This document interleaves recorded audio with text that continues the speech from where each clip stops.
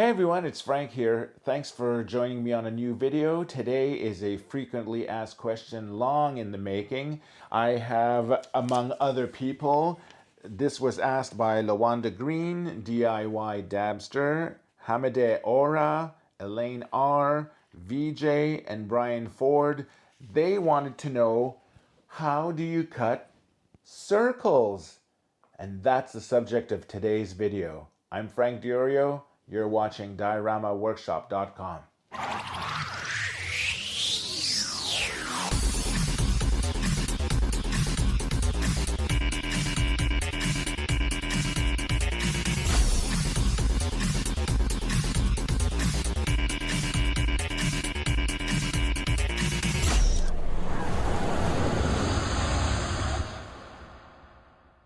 Okay, so today we're going to see how we cut circles. Now, in the past video that I made, you learned how to do straight cuts, and the secret was the new blades. Foamcore is the killer of blades. It eats up your blades. The more you use dull blades, the harder it is to cut properly your Foamcore for your dioramas and other arts and crafts projects. So the same thing is for circles, be it if you make a circle, if you're using half circles like this one for one of the round walls, or a smaller circle like this one, or half circle I should say. The technique is all the same. Now, you can buy specialty items such as this. I'll show you how it works. However, in my experience in the past decades of doing this, is that this works great for poster board, which is the thickness of this cardboard actually. But when you're dealing with the thickness of foam core, the issue that you have here is that your blade is very small compared to the surface area of a regular blade when you extend it like this, which is the best way to cut your foam core. And the problem also is that after you make maybe 3 or 4 perfect circles, the blade starts to dull, and we're back in the same problem that you had before, except that these blades are more expensive to replace, they're harder to find, and it's not the same coverage as the length of these when you extend them. I'll explain that when we get to cutting. So why don't I turn the camera around and show you what we're talking about. So the first thing you want to do is replace your blade. So take your old blade out and then dispose of it in a safe container. I use this old Orville Rodenbacher popcorn jar here, and I just place it in that. Take one of your new blades out. Make sure not to cut yourself. These are super sharp. And then insert it. Now the technique for cutting the circles is the same as cutting straight lines. And there was something in the other video that I did which was confusing people when I talked about angles. What they thought I was meaning was the angle like this, which is not the case. What I meant was the angle that leaning onto the cardboard. So the angle towards the floor is what I was talking about or referring. The trick is you want to leave your blade extended as much as you can so that you have a long surface that will skim across the foam core as you cut it, instead of just having a small tip like this. You don't want to be cutting this way. You want to cut extended so that you have a long length going into it. So when you're cutting your circle, the trick that I discovered is you can't cut it all in one pass, because that'll make it very difficult, because your wrist can't spin that way. First of all, you want to make it so that it's very free flowing and you're going with the ease of your wrist as you're cutting. You can use a round object, take a pencil, trace all the way around like this. Okay. Now, what I'm going to do is I'm just going to trim off the end like this so that I can play with a shape that I can spin around. Now, you're not going to be placing this and then spinning this and not moving your hand. What you want to do is move your hand in small areas. You're going to be doing a small section at each time. Start with your blade lowered, like this, not like this, lowered. And I'm going to go straight until I reach the circle. And then I'm going to start spinning until my wrist doesn't feel comfortable anymore. Then I'm going to go straight out. So I went in a straight line, then I followed the circle until my wrist wasn't wanting to spin in a natural angle anymore, and then I just cut it straight to reach the outer edge.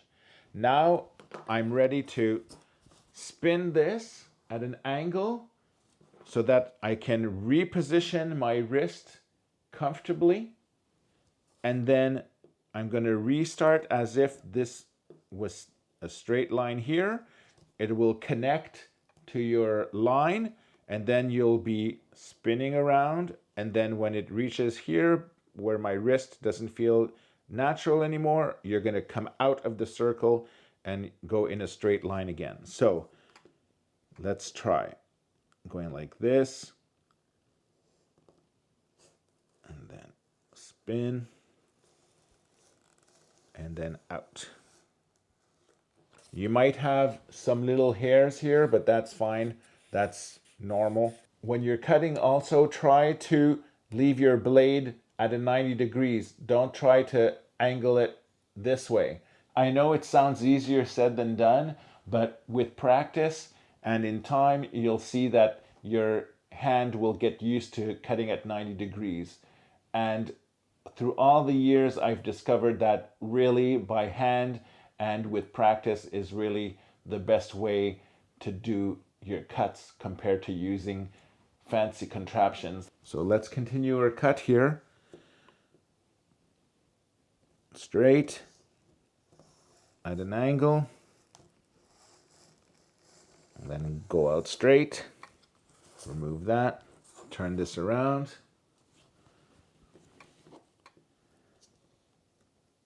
Straight at an angle.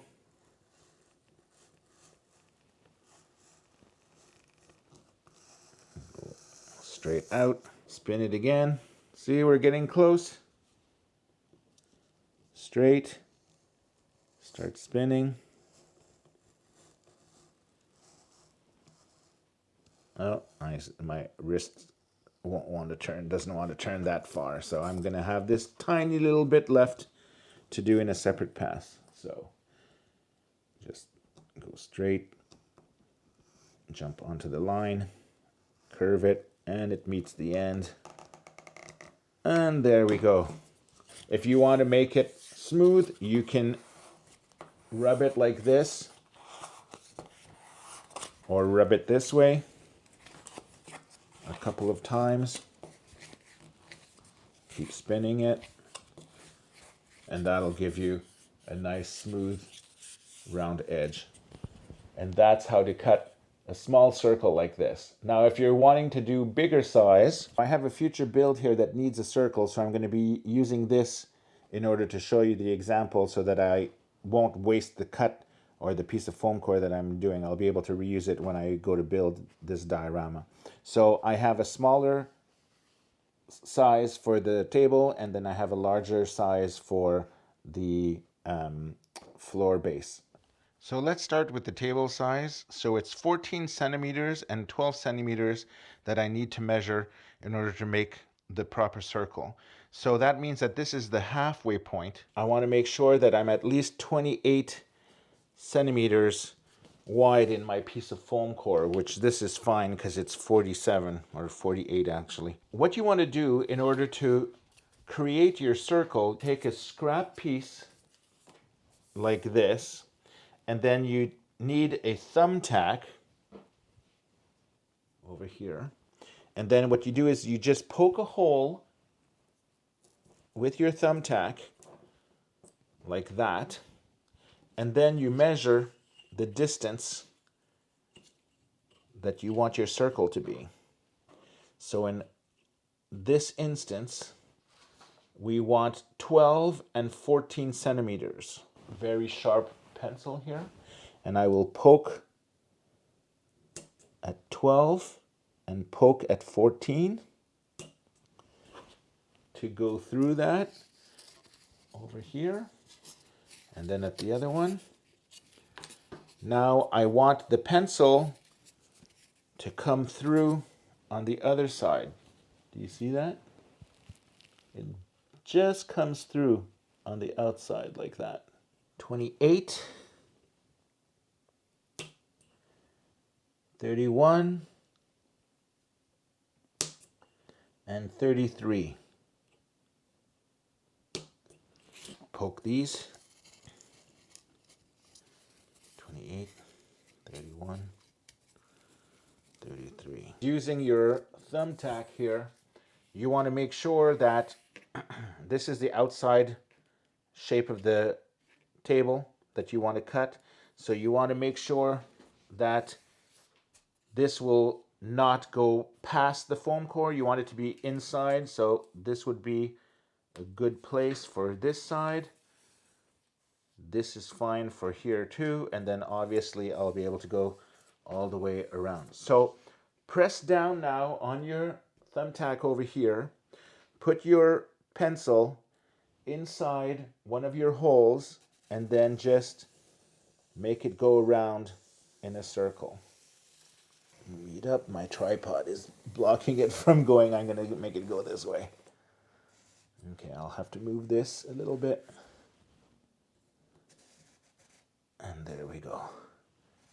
Okay, now I'm going to use the inside for the other one. And turn that. So once you're done tracing, remove your thumbtack. And then we're going to do the same thing we did for the small shape.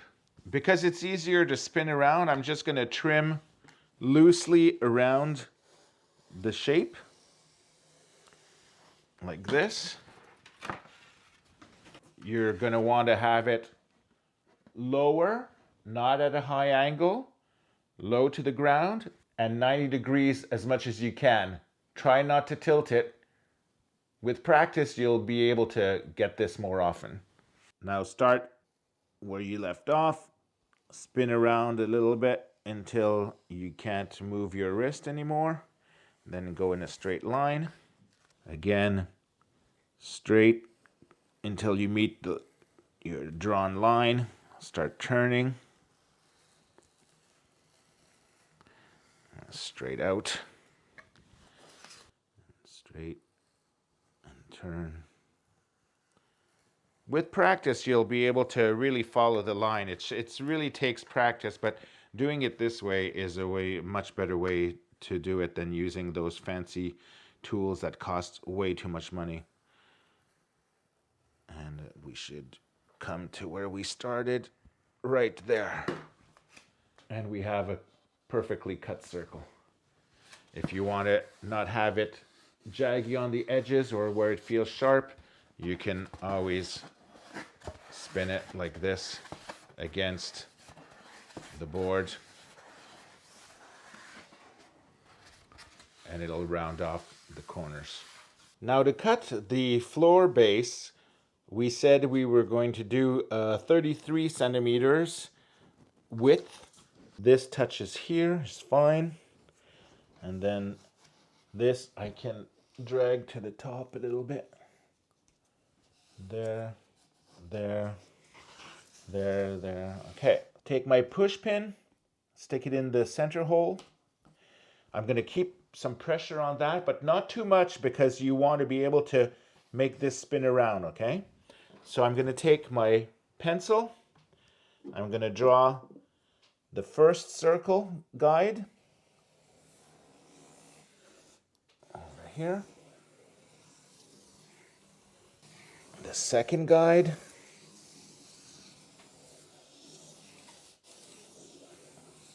And then the last guide.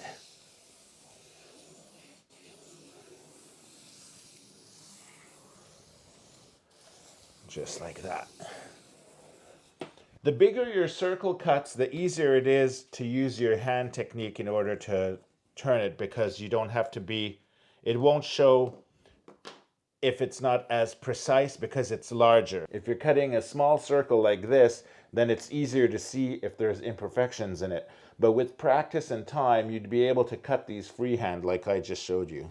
So according to this, I have to draw a straight line on the inside.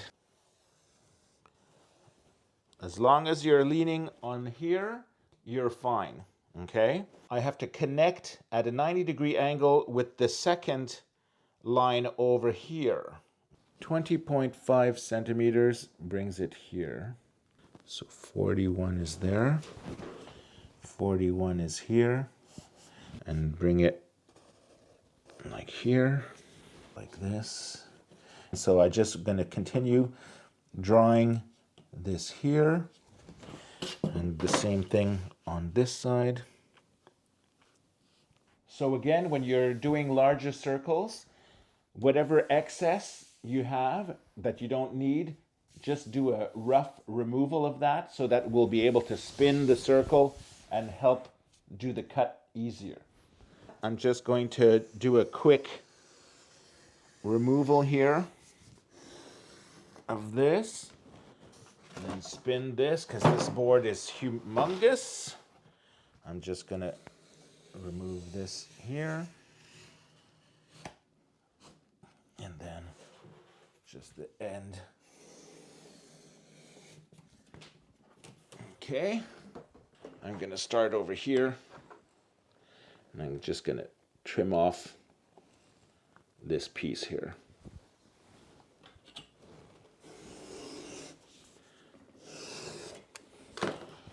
Goodbye. I have these two pieces I want to remove. Now what you want to do is you want to start from here and move your way out, because then you can continue your blade. You don't have to go this way, which then you would eat inside your foam core piece, which is not a good thing. You want to angle this with, as if it was 90 degrees with the base of your foam core. You don't want to do it like that. You don't want to do it like this. You want to try to bring it at a 90 degrees, and then you're going to poke down until you reach the bottom, and then you're going to pull this way. Enter over here, push down, and then pull back. Do it again, and pull back. Third time, make sure it goes in. Do the same thing on this side. Poke in, pull out, in, out. Okay, now we can poke in here and start cutting all the outside like you would a normal circle. So I'm just gonna, again, go at the 90 degrees to start it, and then I'm just gonna lower the blade like we were doing, and then just start turning over here. When my wrist feels weird, go in a straight motion. So I'm just gonna push that a little bit more. Straight motion. Remove that. Now we can spin this a little bit so that your wrist is at a better angle. You always want your wrist to be comfortable. You don't want to bring it in a position that feels strange, okay? Lower, spin, and then go straight. Okay, same thing. Continue the line, start turning, go straight. So you're basically trimming all these little pieces off like this, instead of doing it all in one swoop. Start it, bring it towards the line, spin around, go straight. Spin it.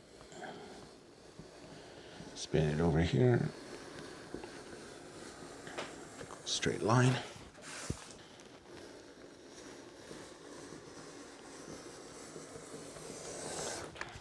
Now here, I'm just going to start at this end and then go this way because I don't want the blade to trim into here, into this piece.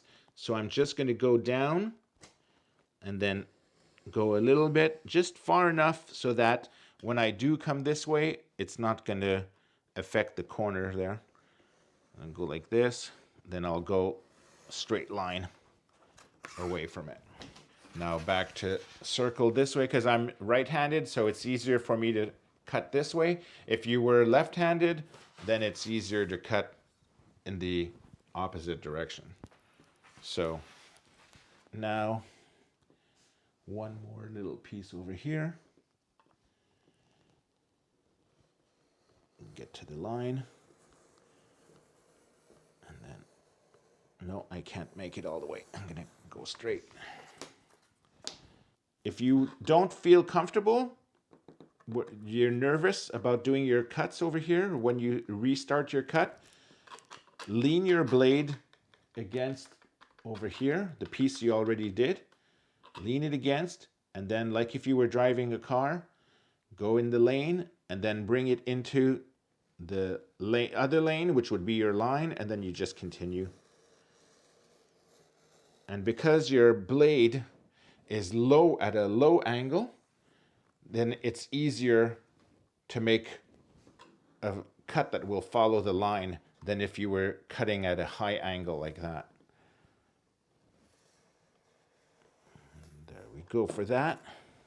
If we weren't doing the conference room, the circle would be complete, but this, I didn't want to waste a piece of foam core like that, so I wanted to use it, cut it in the way that I'd be able to use it for a future diorama. Now, if you see that you've gone offline in some places, you can always go back, start a little ahead, okay, and then go against what you cut and then bring it towards the inside until you start merging with the line, and then press in until you reach out. And then by doing so, you can trim little pieces like this. Let me just trace this. Now say you have a small shape like this that you want to cut out. With the big blade, it will be difficult. That's when you switch to your X-Acto pen. This will be easier to turn around and you'll be able to reach on the insides. You're going to poke inside and then you're going to spin around and then turn this and then continue, turn it and continue. Poke in, then spin, turn this around, spin around, turn, spin. When you're using the pen, it's a bit harder to stay 90 degrees, but normally you can get it done. Try not to do it in one pass for the depth. In this one, you just want to try to follow the circle as much as you can. Then you keep going. Turn. You're going to start feeling it hitting the board underneath.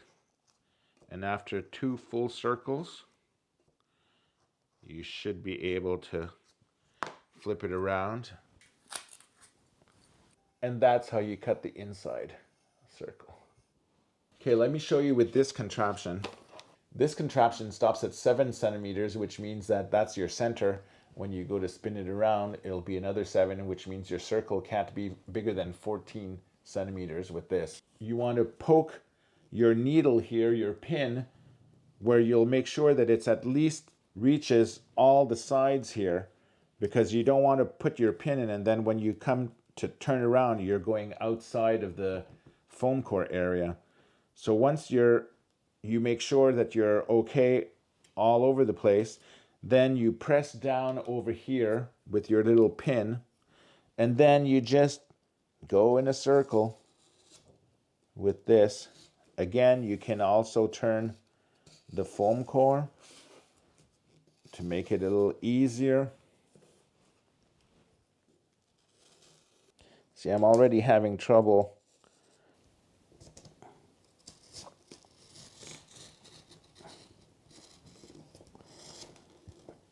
Okay, this is another issue of this thing.